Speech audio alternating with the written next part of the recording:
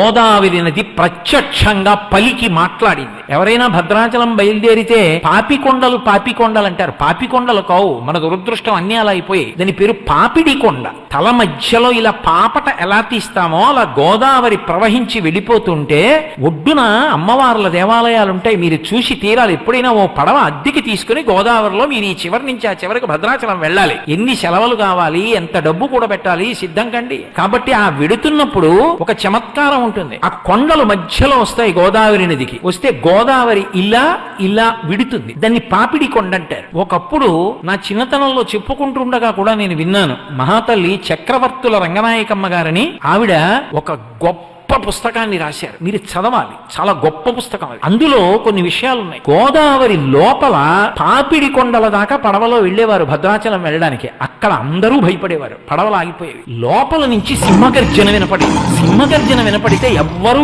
ఏమీ మాట్లాడకుండా పళ్ళెంలో ఎక్కువ కర్పూరం పెట్టి గోదావరికి హారతిచ్చేవారు. హారతిస్తే ఆ బుడబుడ చప్పుళ్ళు, పెద్ద పెద్ద బొబ్బలు, సింహగర్జనలు ఆగిపోయేవి. ఆగిపోతే ఆ పక్క నుంచి పడవ భద్రాచలం వెళ్ళేది. ఏంటి ఎందుకు వస్తుంది ఇలా?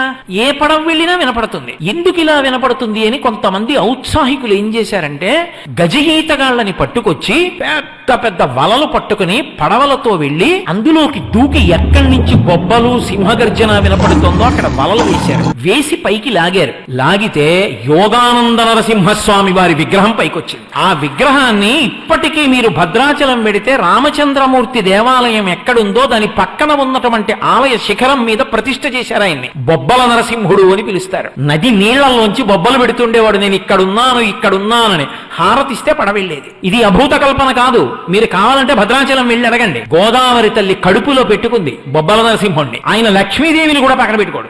యోగానంద నరసింహుడు యోగంలో ఆనందం అనుభవిస్తూ ఉంటాడు. అందుకే అర్చనకి మరి సశక్తియుతుడైతే తప్ప కుదరదు. అందుకని లక్ష్మీదేవి ముద్ర ఉన్నటువంటి బంగారు మాడ ఉన్న హారాన్ని ఆయన మెళ్ళో వేసి అర్చన చేస్తారు. మీరు ఇప్పటికీ వెడితే చూడొచ్చు.